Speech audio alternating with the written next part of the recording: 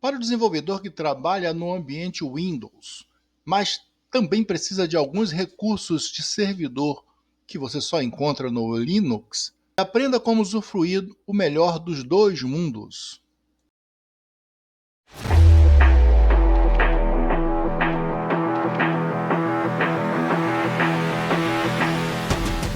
Pois é, hoje a gente vai mergulhar fundo em como o subsistema Windows para Linux, o famoso WSL, está tornando isso realidade.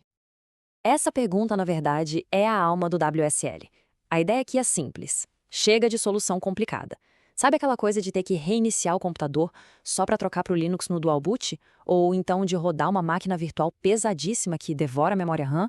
A proposta do WSL é dar um fim nisso tudo. O que se busca é uma experiência fluida, sabe? Totalmente integrada.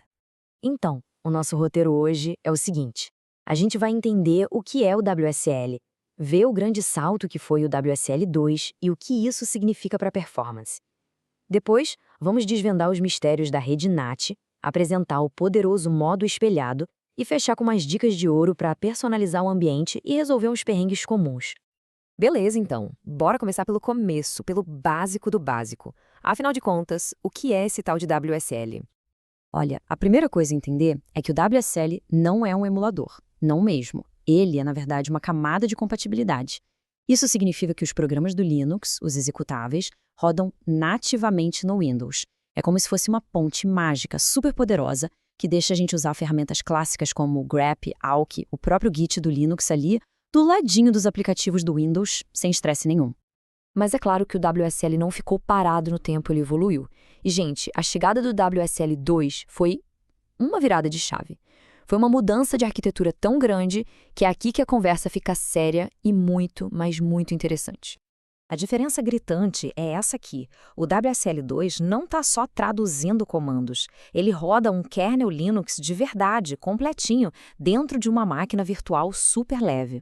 E o que isso quer dizer na prática? Quer dizer 100% de compatibilidade com as chamadas de sistema. Pensa nessas chamadas como o idioma que os programas usam para conversar com o sistema operacional.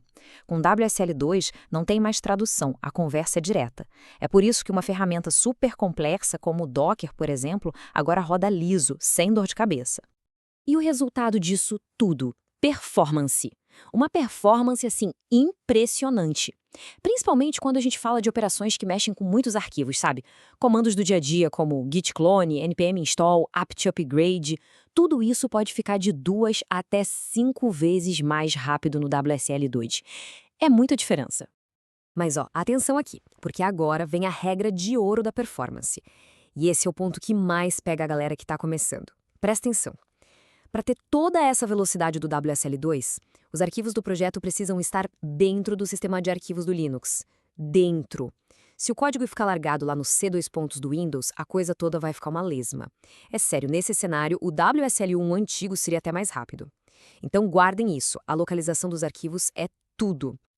Ok, já falamos de performance, agora vamos para outro tópico que historicamente deu muita dor de cabeça para quem usa o WSL2. A rede.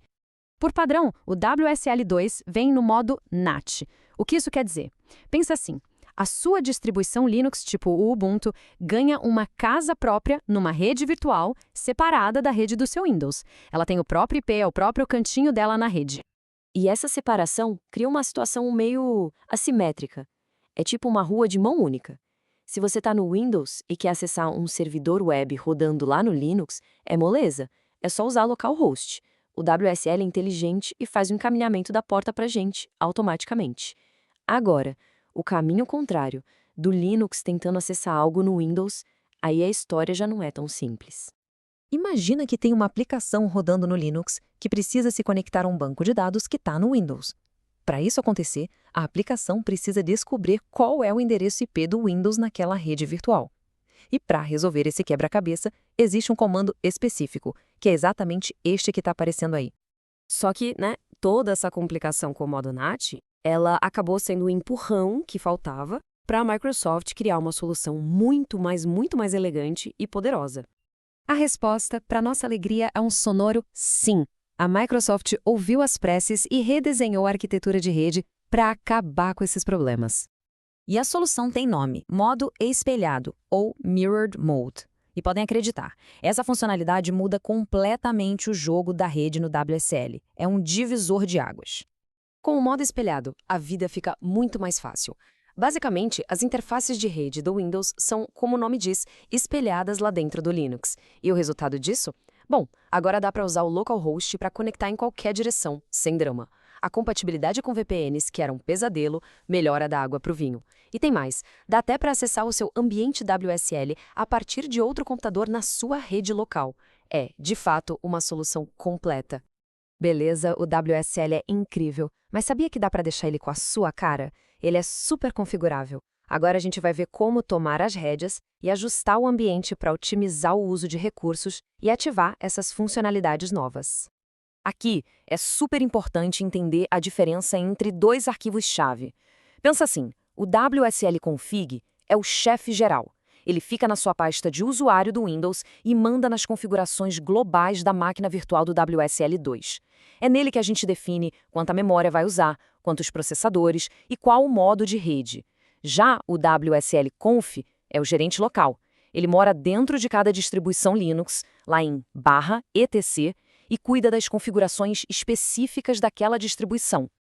E olha só um exemplo prático de como isso funciona. Nesse trecho do arquivo WSL-config, a gente está basicamente dando ordens para o WSL. Primeiro, EWSL. Use no máximo 4 GB de memória RAM. Depois, use só 2 processadores, tá bom? E, o mais importante de tudo, ative aquele modo espelhado sensacional que a gente acabou de ver. Simples assim. Bom, estamos chegando ao final. Então, para fechar com chave de ouro, vamos revisar os pontos mais críticos e passar algumas dicas que, sério, podem poupar horas de dor de cabeça. Se for para guardar 3 coisas dessa nossa conversa, que sejam estas. Dica número 1. Deu pau, alguma coisa ficou esquisita, vai num PowerShell e digita WSL/shutdown. É tipo um desligue-liga mágico que resolve 90% dos problemas. Dica 2. A regra de ouro. Quer velocidade? O código fica dentro do sistema de arquivos do Linux. Sempre. E terceira dica, a rede está dando problema? Quase certeza que o culpado é um firewall ou uma VPN. Nesses casos, o modo espelhado é seu melhor amigo. E tudo isso nos leva a uma reflexão final, né? Conforme o Windows e o Linux vão se entrelaçando desse jeito tão profundamente, as fronteiras que a gente conhecia entre sistemas operacionais começam a desaparecer, pelo menos para quem desenvolve. A gente para e pensa o que isso significa para o futuro, para as nossas ferramentas, para o nosso jeito de trabalhar, para o próprio conceito do que é uma plataforma. É, sem dúvida, um futuro fascinante para a gente ficar de olho.